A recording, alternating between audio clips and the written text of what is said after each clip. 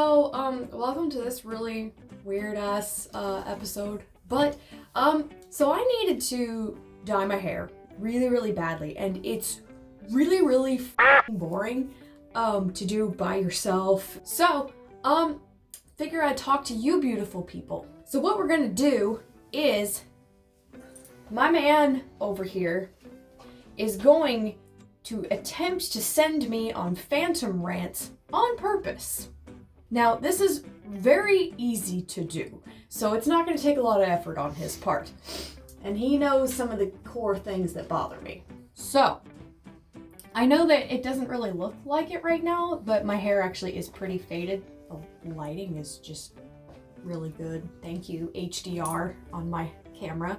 So, what I'm doing is I am going to say goodbye to most of the purple. I know some people are going to be upset about that, including this one, but it's been a lot of maintenance. It's just not been super practical for my career path and stuff like that, and that's going on in my life. But I am going to be keeping the kind of ends about maybe this far up purple, and I'm gonna be doing black from here down. So we're gonna go kind of like an ombre thing here.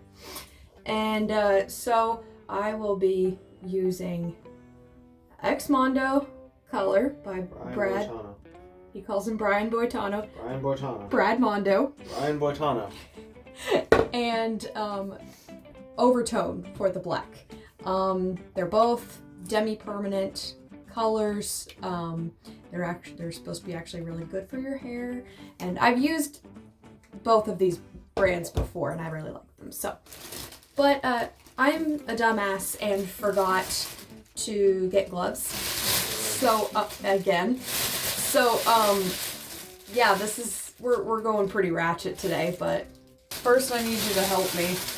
And this is super great for him because the way he shows affection to me is by irritating me.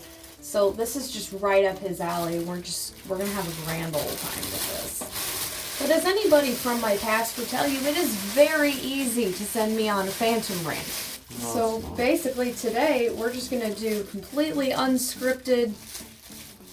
Let's just see what I get irate about today. Fine. It looks like slime. It kind of does, yeah. It's gross. No. Brian Boitano should not be making hair products. For those of you who aren't aware, Brian Boitano is a figure skater, a male figure skater, but... And, you know, I may end up in a Brian Boitano, you know, hair fail video, so, yeah, Brad, if you're watching this and I completely this up, I'm sorry. So, we're gonna start by... Is that it? Brushing through the hair, and then we got a section. Hear that, Brad Mondo? I'm sectioning.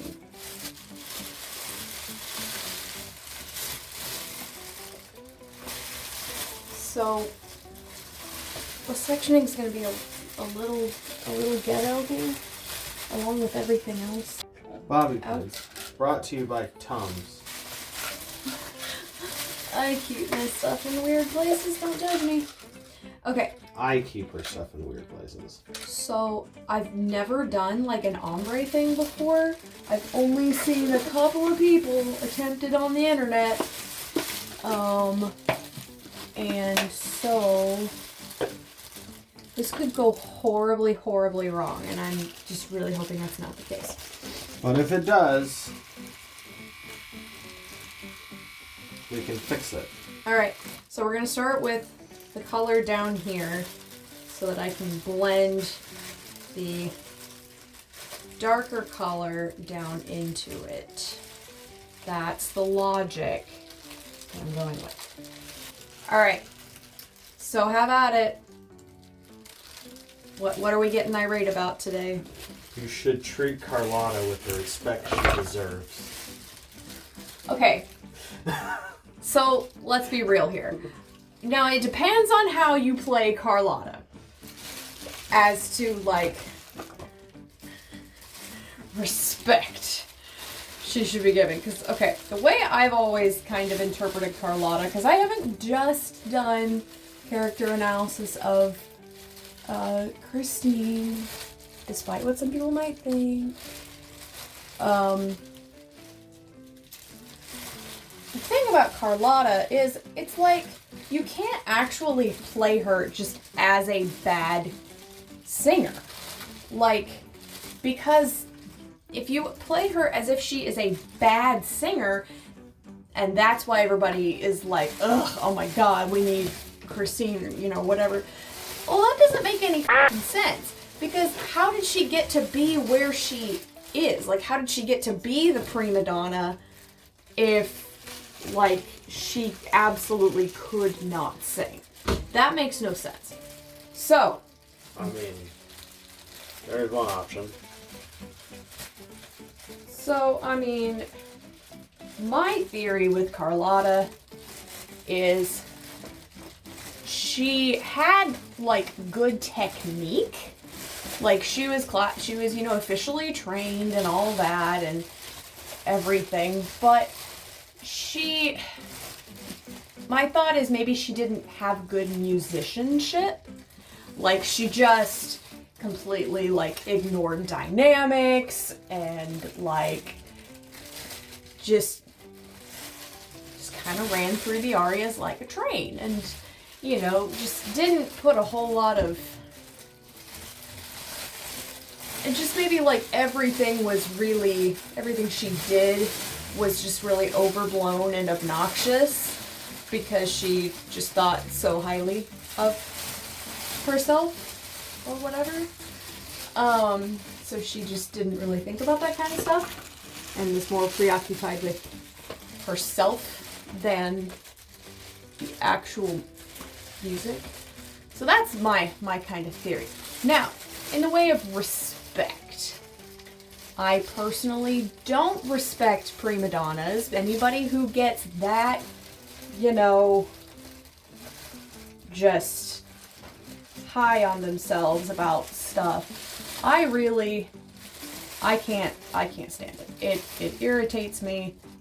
And then I also have trouble respecting people who don't show good musicianship. Like, it's something you gotta be just as concerned about as, like, the technical parts of your training. So, that's my theory on Carlotta and my just general thoughts on that. How about the number one rule that everybody, well, that Christine seems to have just forgotten from her time of living? Stranger danger. Yeah. Because, you know, let's just, mystical voice that's coming from the closet. I'm just going to go in here and just, you know, see what this is all about. You know, I actually kind of went into this in my analyzing of Christine, and I'm sure you did. You know, I think it was a grief thing. Because this person was like, I'm the angel of music. She was just like immediate, and she'd been waiting like her whole life for this. You know, like. Oh, this was so poorly planned. The results are going to be disastrous. I know nobody's ever probably seen anybody's section with bobby pins before. But, like I said, I think she was just so ready to believe that this person was the angel of music that she just was like, okay, yep, I'll believe this. Maybe she was just insane. The thing is falling off. It's just not even worth it anymore. But yeah, it was definitely poor judgment. On her part, I will definitely say there was some poor judgment. But you know, stranger danger wasn't really a thing back then. How would you rethink Ralph? Rethink Ralph? Mm-hmm. I'm confused by the question. Like, as the character, without making him a completely different character. Like, so he still has to have the same I guess, end goal. Okay. But how would you do it differently so he's not such a... So he's not such a So the prick. first time you see him, it's just like, I don't even know who you are. You haven't even opened your mouth, and I want to hit you with a horse. So that we don't want to do that? Yeah, so like that's not the first thing that goes through your mind. Just when he just goes, "Hi, welcome to Chili's," and then just disappears. So you don't just want to, jump on a horse and just be like, "Okay, I'm coming for you now." I mean, I would definitely say that is kind of my feelings for him. When he exhibits a lot of like really super toxic behavior, you can definitely see it in the book. You can see it in the musical too. Well, yeah, but I'm saying, how would you but- reimagine the character so that Yes. So, it isn't so bad? I think it was actually, like, I think I see why LaRue did it and made him the way he did and was just, like, kind of immature. But it's, to me, not plausible. A lot of people are Team Raoul still, but me personally, I find it hard to be plausible that Christine would actually, like, really choose to go with him or, like, be attracted to him. I mean, they could have, like, if they wanted that angle to make a little more sense, they could have not made him as whiny. They could have not had so much of that super toxic, possessive behavior, like that everybody gets on to Eric for having. I'm like, Raoul was just as bad. Sorry. As far as that goes, now granted, Raoul didn't go around killing people or anything, but he had those super toxic traits as well. Difference is, Eric saw that he was doing something wrong and corrected his behavior and apologized. Raoul never does this. So, that's one of the things that I find so irritating about him. So, if they really wanted to change his character and maybe make more people like him, they need to really take away that possessive type of behavior. They really need to make him a lot more opposite of Eric than they have.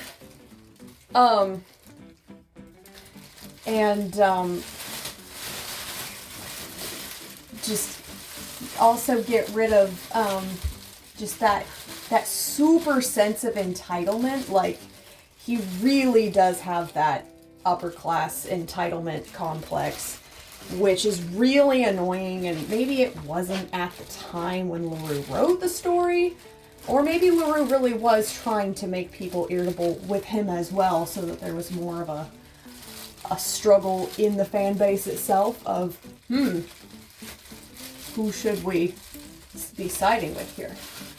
But if you want to make it more of a clear choice, she should totally be with Val. There's a lot of stuff you're going to have to change. He's so whiny. Especially in the novel. There's constantly, are you sure you love me? If Eric were handsome, would you still love me? And, it's not even just that one time. It's, multiple situations. He's always trying to control her behavior, and the stuff that she does, and it's just... And then if you go the musical route, he literally uses her as f***ing bait to catch Eric. Like, oh, let's put the love of my life in danger to capture this man that I'm very clearly feeling threatened or jealous of or whatever. That has got to change. A lot of people can ignore a lot of the toxic traits in Raoul, the really annoying things, but I just can't. And I recognize there are flaws with both characters, so some stories have made it easier to be like, okay, Raoul's pretty cool.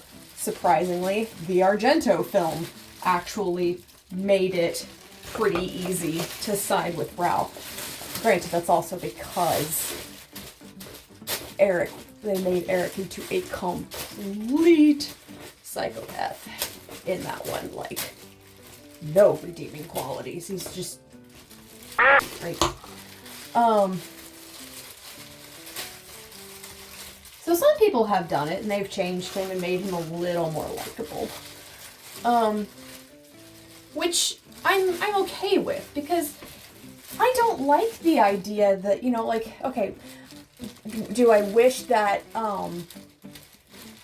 she would have stayed with Eric? Sure. I'm Team Eric, always have been, always will be. Pretty much all y'all know that by now. But I also, like, I don't want her to know that instead she chose a very toxic person and really didn't do any better of a job in picking a husband by picking Ralph. I would like to believe that at least she did end up with a guy who was gonna, be nice and a healthy relationship and take care of her. And that's just not how I feel it ended. I feel like she ended up picking somebody who was, quite honestly, even more toxic because he saw nothing wrong with his behavior at any point. Eric eventually did. And that's one of the reasons why I'm Team Eric. Because he wasn't so stuck in his pride that he was able to change. Took a while, sure, but it happened. But I do think if they took away his possessiveness, or if they had made him change a little bit more, and realize that he was not being a super great person about a lot of things, I think that would have made him much more likable, and you wouldn't have wanted to punch him with a horse so badly. I stand by it. As far back as LaRue, Eric, Ral is even more toxic than the behavior Eric was exhibiting. Sorry, not sorry. Unpopular opinion time. But yeah, I guess that's mainly my thought on that. I would really like for me to not want to punch him with a horse whenever I see him in the movies or show or whatever. I would like to believe that Christine ended up with a good guy. That's definitely not what's up, in my opinion. I told you this is gonna be bad. The whole point is that I rant. Whew. Here I am with the black. I hate dyeing my own hair. I really, really do. It might end up being a little choppy. It's also kind of hard to concentrate when I'm ranting about Phantom. Alright, next subject. Why were the managers so terrible? Why were the managers so terrible? Yeah, like how do you keep that job and not know that there's all this underbelly and ways around the building? So all these people died simply because they don't know their job. Well, those people died because they were being stubborn about how they dealt with Eric. That was the real problem. I'm sure they could have managed the Opera House just fine had Eric not been involved, but they were pissed off that he was like controlling things and basically trying, to do his job, their job, sorry. It was a pride thing in the end, but they also, if you go by the God, this is so bad. If you go by... That's like black. The Weber musical. Yes, I'm aware. That was kind of the point. It's so hard to tell where the purple and black meet. But in the Weber musical, I think one of the funniest mistakes that they made was during Il Muto, where they're like this is an example of just being terrible at your job. They're like, oh crap, so we need a minute.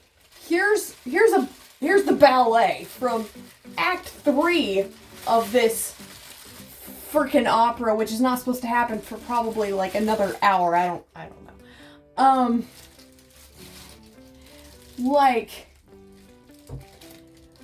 nobody was prepared for that shit. Like, nobody's just ready to f***ing go. Like, the sets weren't what they were supposed to be, so they had to rush all of that. They had to go grab the animals, which were probably in a, still probably, like, in the stables. They had to go grab them. All the ballerinas had to get changed into a completely different costume. I mean, like, just take a f***ing intermission. That's all you gotta do is just take an intermission. And just be like, shit, sorry. Free drinks in the lobby. I don't know. It's what they did when the Love Never Dies had issues when it went on the tour.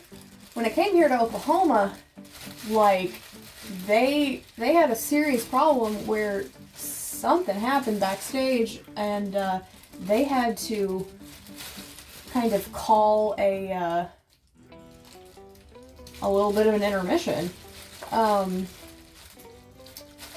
And that was the right move. They didn't try to give us random shit the rest of the cast wasn't prepared for in the meantime. And we were all fine with it. So that's where I think that they were stubborn in dealing with Eric, which was the main part of their downfall. And then there was that stupid ass thing. But that was just the Weber musical. So, next. Why is the Argento film your favorite? Oh yeah, totally my... And there is a right answer. Favorite. There is a right answer to that question? There is a right answer as to why the Argento film is your favorite. I am very curious as to why you think that there would ever be that... Why? Best figure it out. I think he's lost his mind. Oh, I did that a long time ago. If the Argento is your favorite, I question your mental stability. It's not even I didn't just say it was my favorite Phantom movie. I certainly hope not. You claim you were traumatized by it, as was everyone else. So, okay, we're gonna be just sarcastic here. Oh yeah, it's just my absolute favorite. That movie, I get so heated about that shit. Still, to this day. I saw it for the first time like 15 years ago. When I like first got into Phantom. It was like, I think the second non-musical thing I ever saw. Oh, my sectioning has just gone out the window. I'm disappointed because I expected more from Dario Argento. Like, that was one of the things that made me look forward to watching it. I was like, oh, it's Dario Argento. I mean, I generally don't agree with, making Phantom a straight-up horror film. It bothers me. And, making Eric just that very, no redeeming qualities kind of character. But, I figure if anybody, you know, you could at least do it right. If you're gonna do it. Like, just do it in a way that there's like a, you know, a good storyline. You know, that, you know, a plausible storyline. But no, the master of horror, Dario Argento, this is the man who gave us Suspiria and Opera. You're telling me he created this? Like, there's just no fucking way. Just within the first 5 minutes, you're already going, this is already a train wreck, and nobody's even said any lines. Because, like, the first thing you see, if you remember, was his mom. I didn't get any purple. Oh no. You're ruining your hair. The first thing you see is his mom and dad sending him floating off down into the sewers like he's freaking Moses or something. And he's picked up and cared for by rats? I mean, and I thought that the plot of the Robert Englund Phantom was dumb with all of the, like, the way they did the whole switching back and forth in time situation. And like reincarnation stuff or whatever. You know, I thought it was stupid the way they handled that. But the plot of the Argento was so out there, and just the fact that he didn't wear a mask, like there was nothing redeeming about the film. Nothing. And I, for the life of me, can't understand what he was thinking. I just don't. It's mind-boggling, to be frank. Like, unfortunately, it became one of those movies that it's like, it's so bad that it's fun to watch, in a way. It's not good when you create a movie like that. I want to know what love is? What? I want to know what love is. I just want to know what he was thinking. I want you to show me. It's just, I can't understand why, like how anybody looked at the script. How anybody just looked at the script and said, yeah, this is f***ing great. This is what we need to do. Just, no. I know that the money pieces probably need to be, like all purple or something. But that's what Ryan Boitano calls them. I guess my logic was just, if you're gonna make Phantom a straight up horror film, at least try and do a good job of it. Like, a plot that actually makes sense. I don't know. And then there's also the disturbing factor of him putting that many sex scenes into a film starring his daughter. That still freaks me out. Alright. I'm still waiting on the answer on why it's your favorite. I'm still waiting on you to tell me what that question even means. You won't answer my question. I don't understand your question. Okay, now we have to sit. Somehow it always leaks through the bag. No, you probably got rid of most of the purple. Maybe. Which is not okay.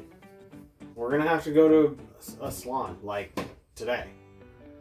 He's very attached to the purple. And undo all of this. That was the first movie that you made me watch. Yes.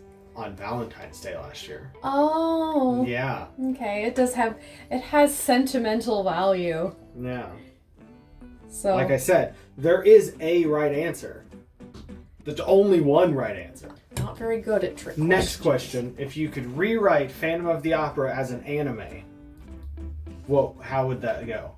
Somebody actually tried to do this. There was an independent production company that was making an animated Phantom. No, not an animated. I'm talking about like full-blown anime, like Naruto, Bleach, Fairy Tail, like anime, not just like a cartoon, not Scooby-Doo. I'm thinking like the Scooby-Doo cartoon. Like you're gonna have this like bomb opener. Yes. I want to know like what kind of style this would be done in. Oh man. Would it be dark? Would it be light? Oh, I would make it hella dark. Hella dark. It would be like... This is the content that they're here for. They're only watching this video to find out how you would rewrite Phantom as an anime. As an anime? Yeah. I'm not super experienced with anime. Like, I have just my couple of favorites. But, like, as an art form, I'm just not, like... Yeah, but I'm just saying, like, how would you do it? Would you try to keep with the original storyline, but just make it animated, which would be very Scooby-Doo-esque? Or would you like full blown, like there's going to be fight scenes and there's going to be like superpowers? Nobody's going to have superpowers, I can tell you that much. Eric's going to shoot glitter fire out of his asshole? That's how he scares the managers away, is he just like, he goes through all of the corridors and the walls and stuff, and he just sticks his butt up against a hole and just shoots fire into their office and then runs off. And all you hear in the walls is and that's it.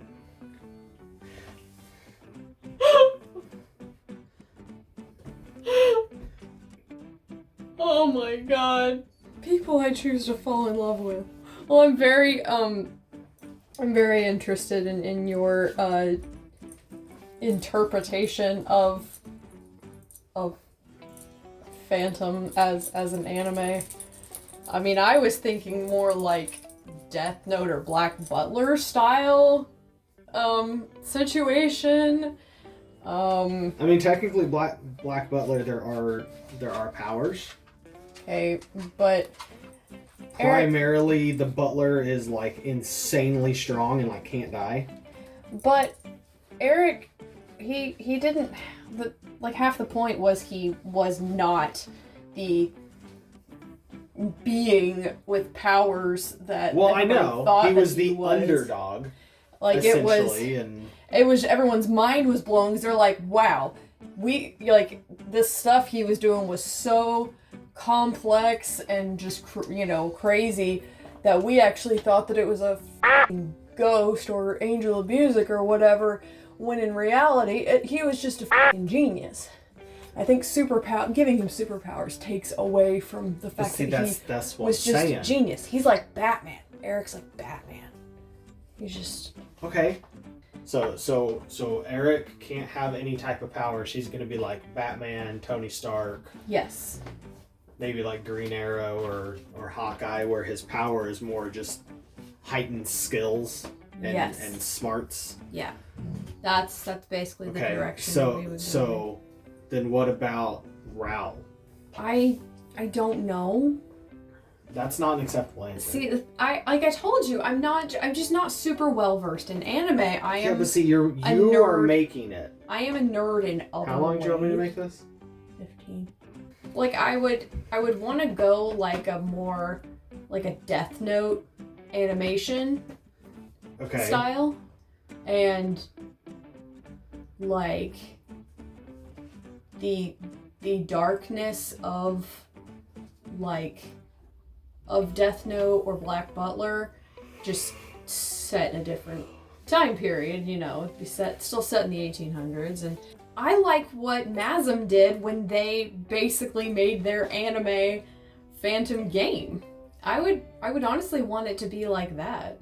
So no farting fireballs for anybody? No. it's just gonna be his mind. He's just a genius, and like I think that Phantom in general lends itself very well to an anime story. Like there's still gonna be all of the special effects type of, you know, action and whatnot as an anime where the people had powers. It's just not going to be caused by powers. So all of that fantastical I'm not saying they have stuff, to have powers. all that fantastical stuff that you see in anime is still going to be there.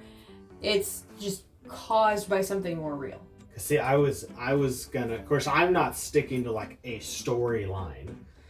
In my head, I'm thinking of like Christine's like a siren. Oddly enough, Christine would be like the villain. But she's not. Like she has somebody else that, you know, so like she was taught by Carlotta. So Carlotta would be like the bad guy. That's only in the Mazin game. Just saying. So she noticed that Christine had this special power with her voice, and that's why Ral and Eric are so fascinated with her, because her voice has this like mystical siren-y kind of attraction to it. But see, that's how Eric is supposed to be. It would be interesting if like they both had that power, basically. Yeah. Like Eric and Christine both like had that, and it makes sense. Really does. Yeah, but see, it's supposed neither one of them in the original story is supposed to have an actual like power. No. I'm saying she actually has a like some sort of mystical, magical something to her voice when she's singing, like a siren that attracts people. Yeah. Like it's an actual, you don't have an option. You hear it and you're just like, okay, and you walk into a wall. Yeah. Like. But Carlotta found out about it, and that's why she trained Christine so they could bring in a lot of money to the opera house. She owns the opera house. She's the opera manager. Okay, so in your story, she owns the opera house. Yeah, so it's sort of like Charles Dance Phantom. Yeah, that one. Whereas her and her husband. Yeah. So it's like that. I don't know what I would do with Ral, and we're not going to actually have Eric fart fireballs. No. I was just using it as an example. But like first thought, like that is what pops into my head. And voice thing. This is kind of cool, but and I just wouldn't have thought of stuff like this because I'm just, when I write, it's not an anime. Well, no. Like, anime just kind of has a theme. I mean, I guess. And it is a style, and I don't think and write in that style. So I see that there's not really anything all the way to farting fireballs. I can come up with ideas, and that's as far as I can go. Let's see, we tag team because I can write. Now I can come up with ideas too, but I can help you get your stuff down on paper. Oh dear. But there's not going to be any just filler episodes of screaming. Thank you. Yeah. Thank you. That would be appreciated. No. Popo. Popo is controlling Christine. Is he gonna be the Persian? Yes. But he works from the shadows, and nobody ever sees his face because it's Popo. All you see is two really big white eyes. But it works, though. Thinking I might need to just make these pieces all black, but it's a little late. Or you make them all purple. But I would have to, like, if I wanted to go back all the way purple, I would have to bleach the virgin hair part of my hair. And because we hasn't seen this cat in a minute, here it go. Here's the other cat again. Mm-hmm. That was my last really good one. How do you feel about Oedipus being Eric? Oh, so we're talking the way Christine always looks like his mom. Yeah, that trope bothers me so much. It's so gross. I don't understand how it started. Like, I don't remember who it started with, but I know Susan Kay does it, and the Charles Dance Phantom does it. yeah. There's several. But it doesn't make sense. How are you going to be... I say that, and there are people out there that have weird attractions, but like, how could you be attracted in that way to essentially your mom? It's all... It's the trauma. Like, I get why, like, I get why people do it, because because Eric is so traumatized from his childhood that, you know, all he wanted was a normal, loving relationship with his mom, and she instead was just horrible. Wanted to know what love is. And yes, he did. And, you know, she was horribly abusive, and so he was deprived. See, he had mommy issues the way girls like Christine had daddy issues. It's the same thing.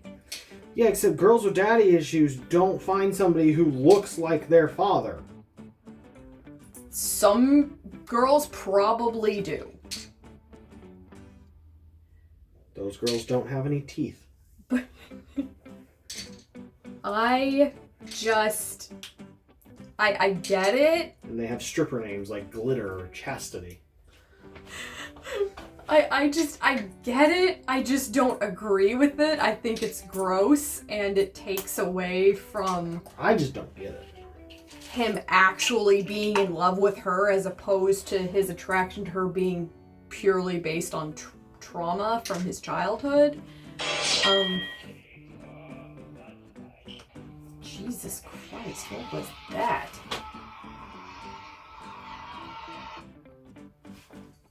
That was your timer. That was Dragon Ball Z. That was Dragon Ball Z abridged.